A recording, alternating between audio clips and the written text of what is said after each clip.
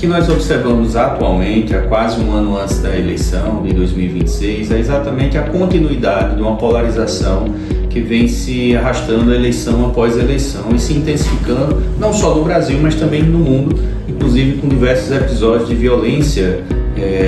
seja política de gênero ou mesmo a violência em razão dessa polarização. Então, nesse contexto,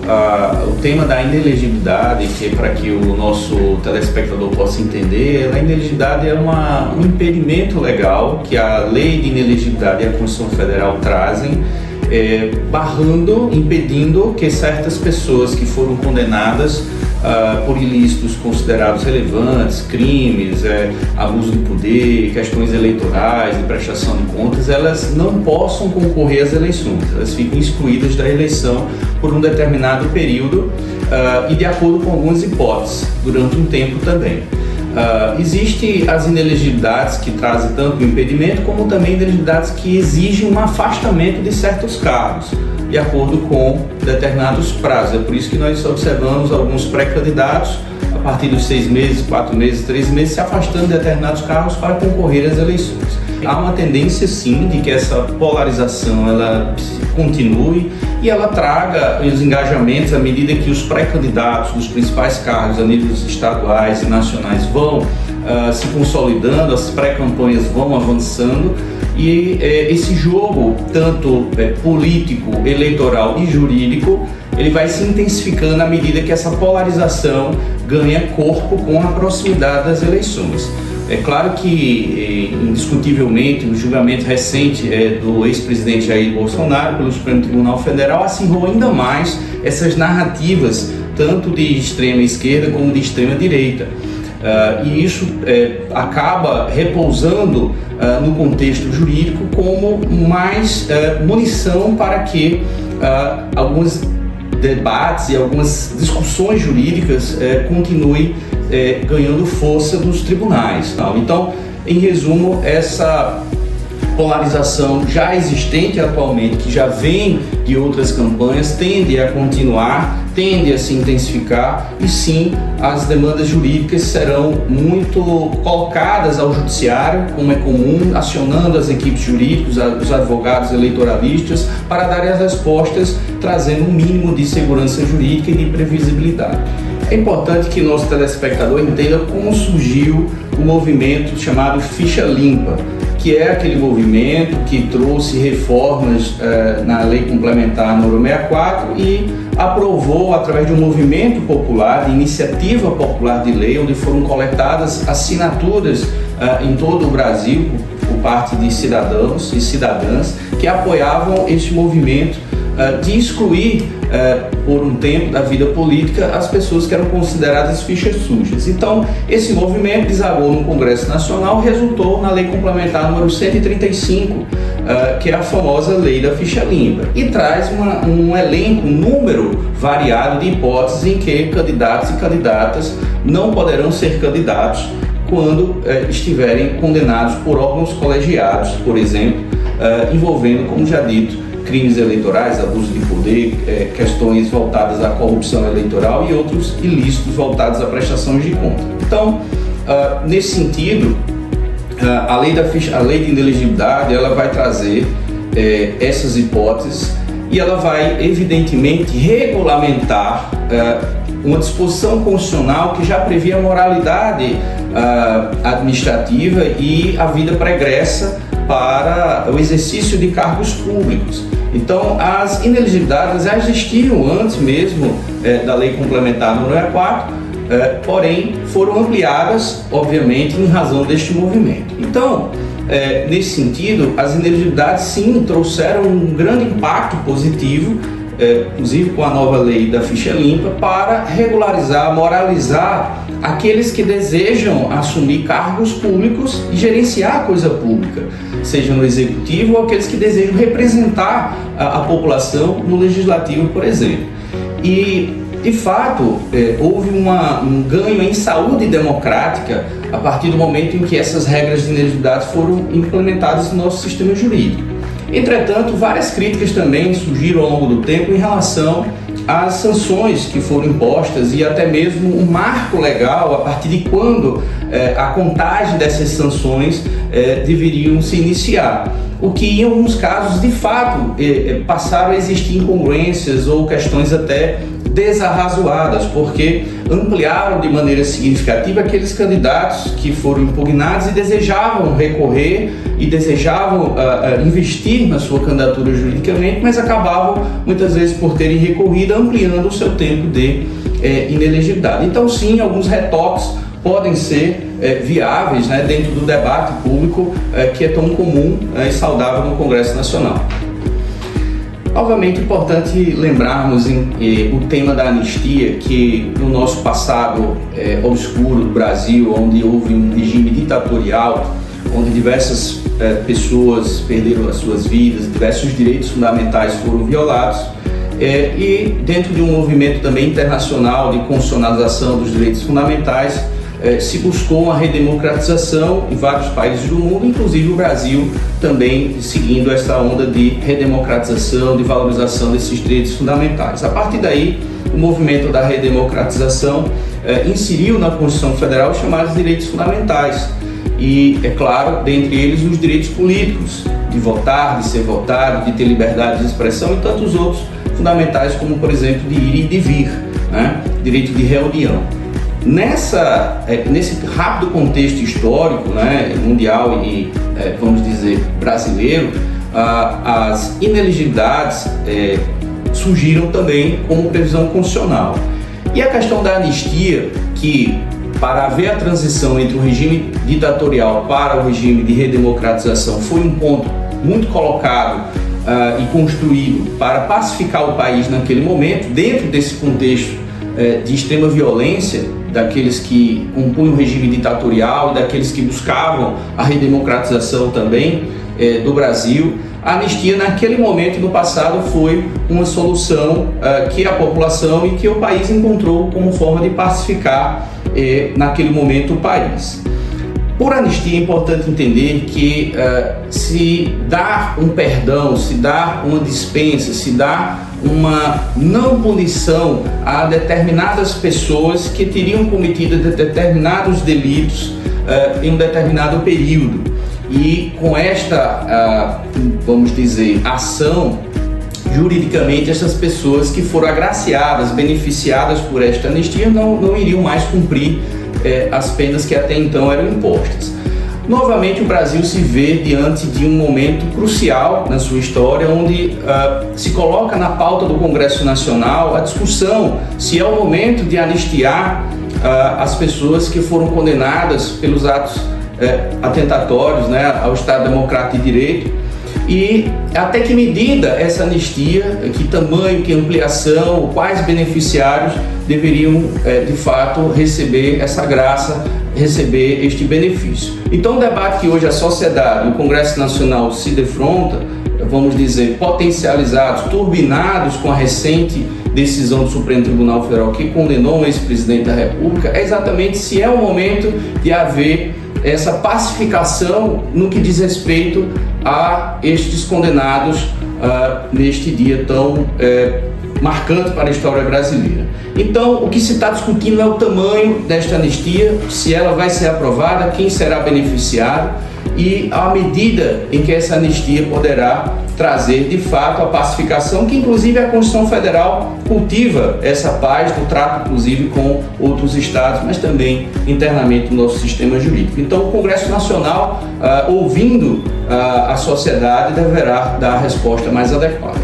Bom, a medida ela é sempre algo subjetivo, porque muitas vezes a resposta correta só será obtida anos depois, já quando os efeitos maléficos ou benéficos terão surtido, né, na realidade de cada um e na sociedade brasileira. Os projetos e as propostas de debates, elas caminham em uma régua que vão desde uma anistia ampla, geral e restrita a todos os que foram condenados, que foi, de certo modo, formalizada num primeiro momento, esta anistia mais ampla, mas as posturas que o Congresso Nacional,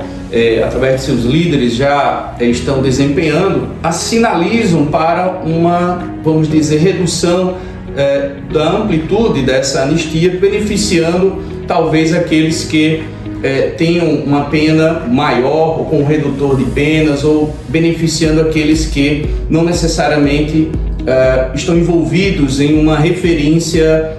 política e ideológica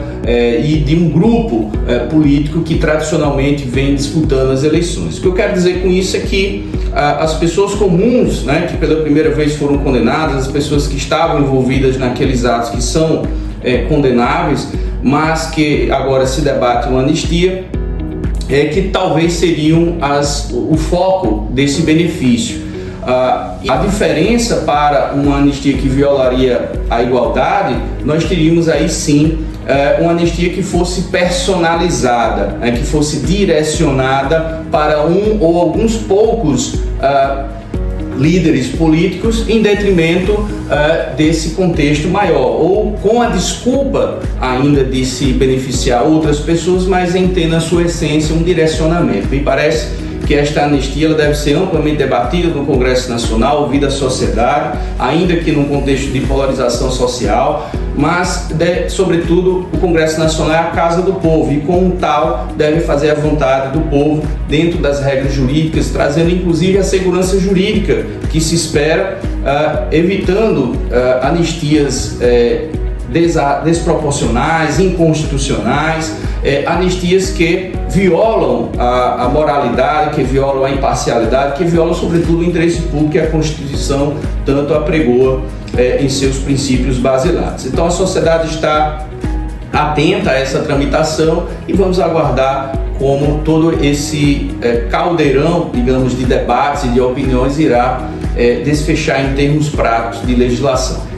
De fato, a legislação eleitoral ela é antiga, ela é estratificada, ela é também desatualizada em diversos aspectos e muitas vezes ela é, na prática, complementada em uma perspectiva até de ativismo judicial pela via das resoluções do Tribunal Superior Eleitoral, que se vê obrigado a regulamentar temas importantíssimos para a realização de uma eleição minimamente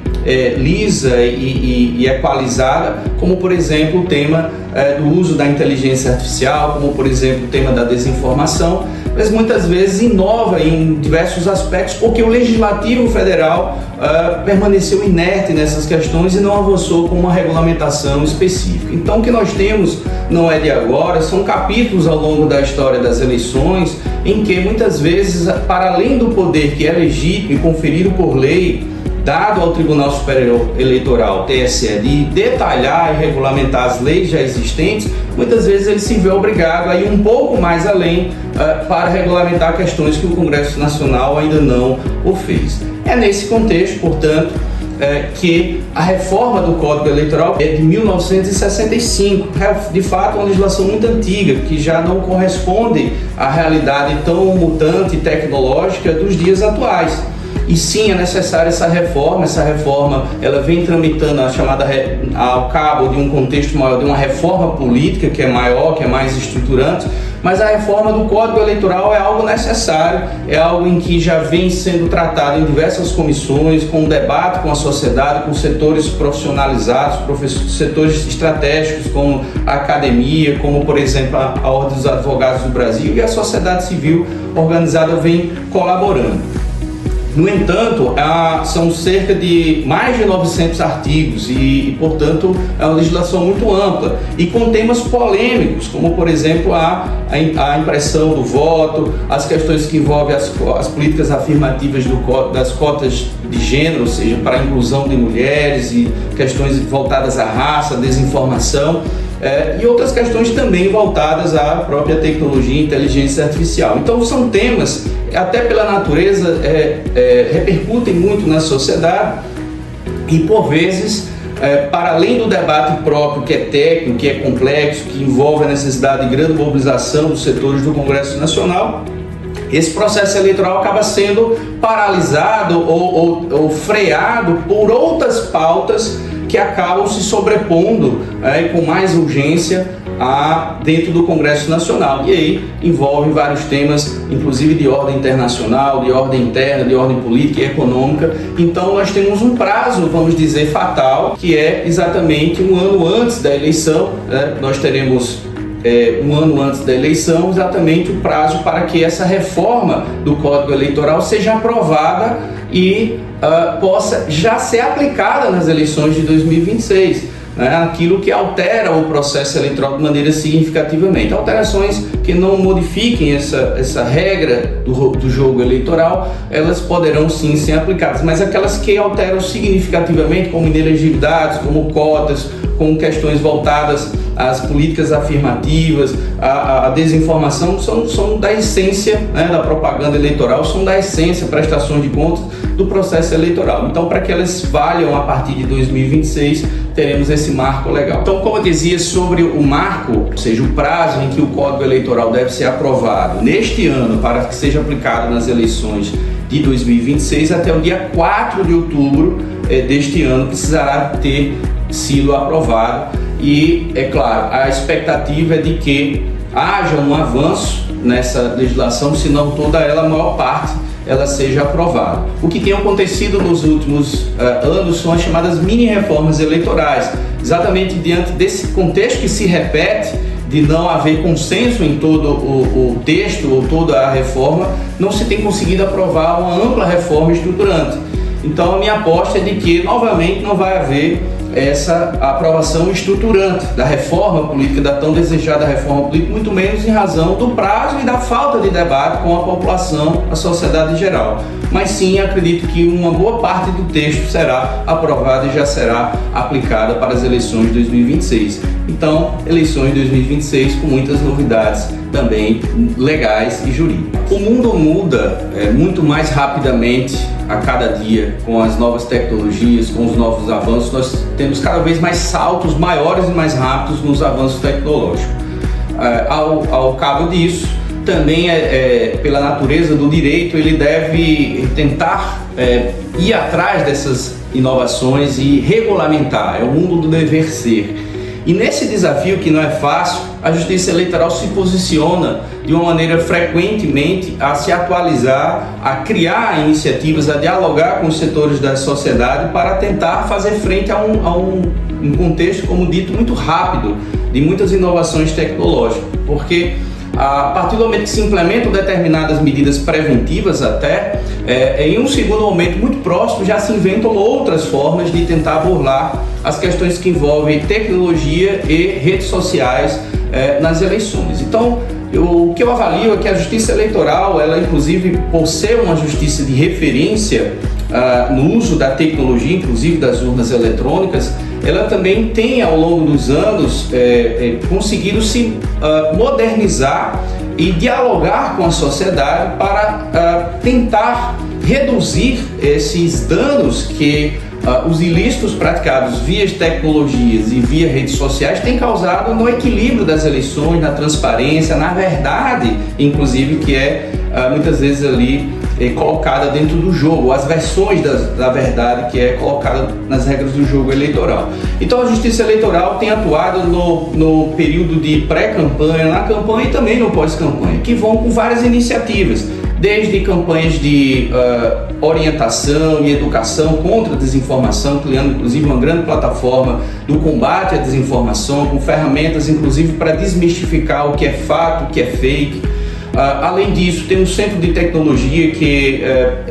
não só no Tribunal Superior Eleitoral, mas em diversos tribunais que estudam, pesquisam inovações para a melhoria do processo democrático. Há um diálogo também frequente com as chamadas Big Techs, quando não a necessidade de impor decisões judiciais e cumprir as ordens que lhes são determinadas. Então, a Justiça Eleitoral, dentro do possível, e tem sido muita coisa possível, sim, tem feito frente, né, com diversos instrumentos ao combate ao mau uso das redes sociais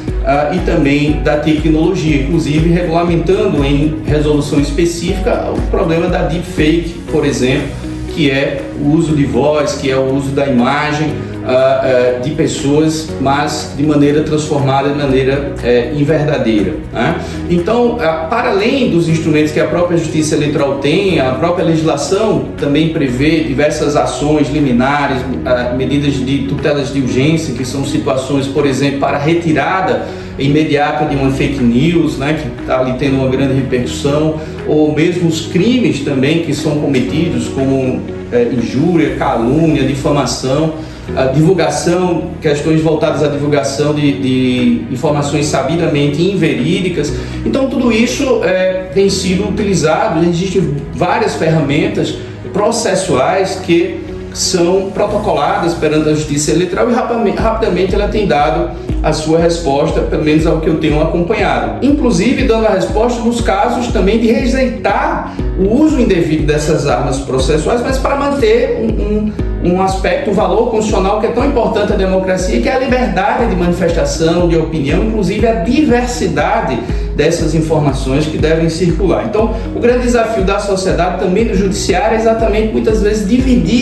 saber dividir o que é um uso legítimo da opinião, da liberdade de se manifestar, de criticar, mas até que ponto isso extrapola tais limites legais e passa a ser o chamado abuso do direito, passa ainda a configurar crimes eleitorais ou até mesmo, como tem sido infelizmente comum, caracterizar as organizações criminosas também que usam e lucram bastante com esses crimes, principalmente no período também de eleição. Então, a tecnologia e as redes sociais são ferramentas essenciais para o uso da democracia, podem e devem, estão acobertadas pela Constituição e pela legislação,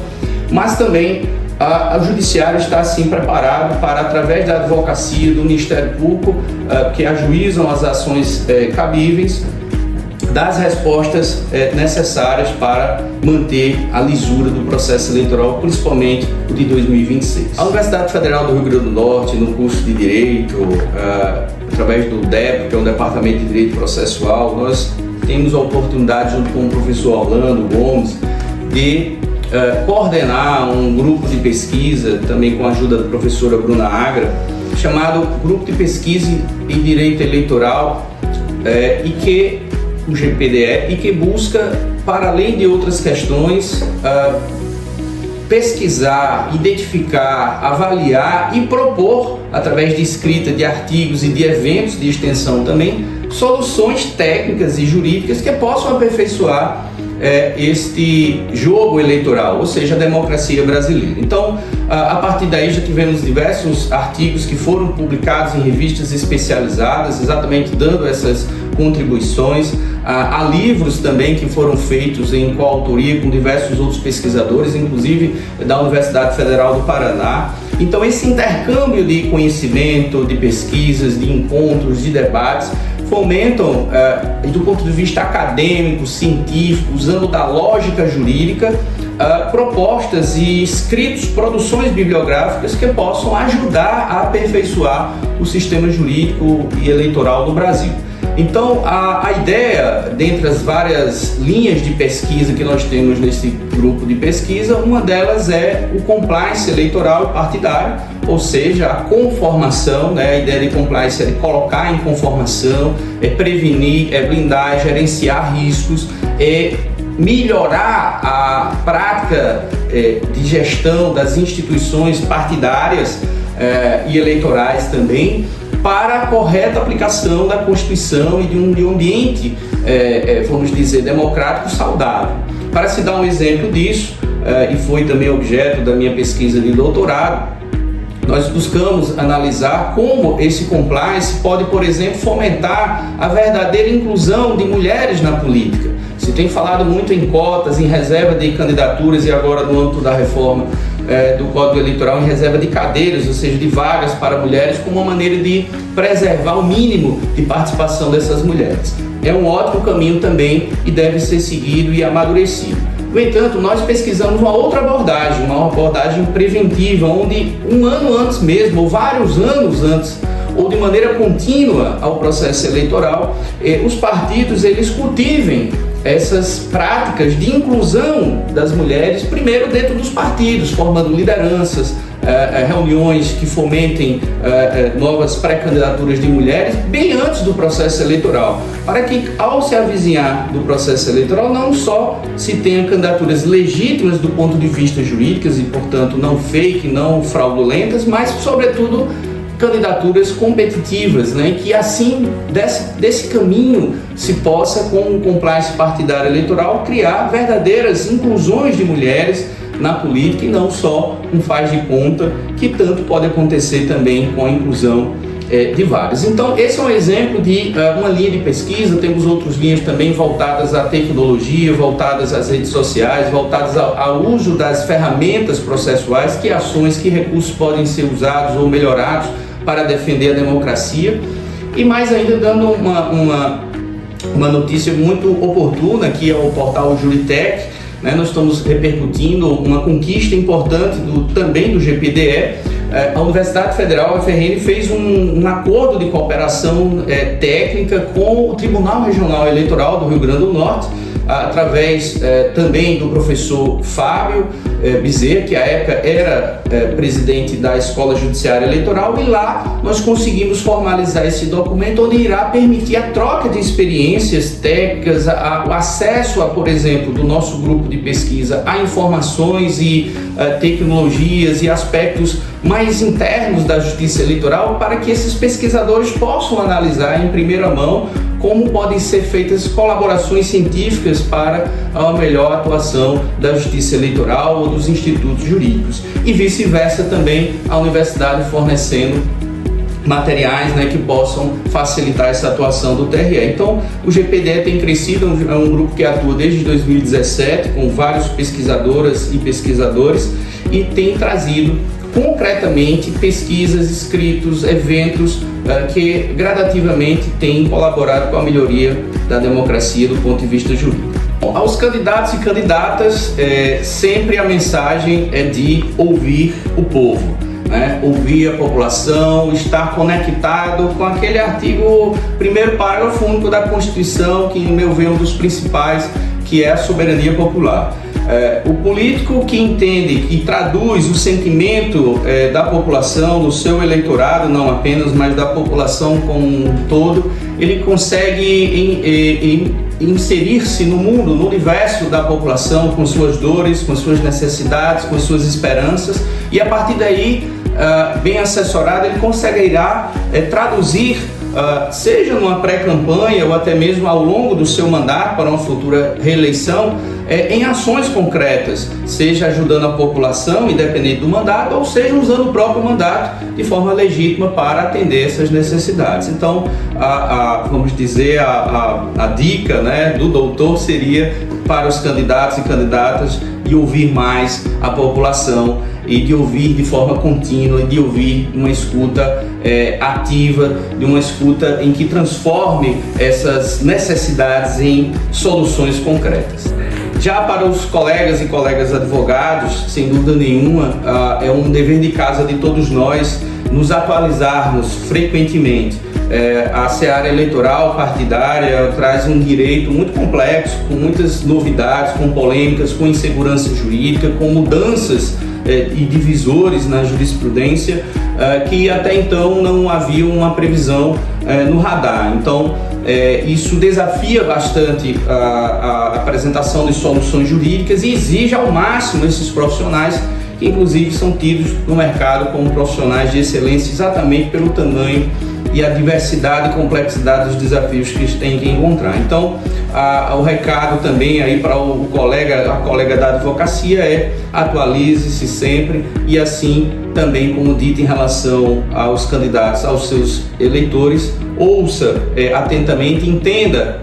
os desafios, as dores do seu cliente, da sua cliente, e tente transformar em soluções jurídicas que muitas vezes até não são necessariamente ações ou recursos, mas sim outras medidas que o judiciário, né, ou até mesmo fora do judiciário, podem ser conquistadas do ponto de vista jurídico.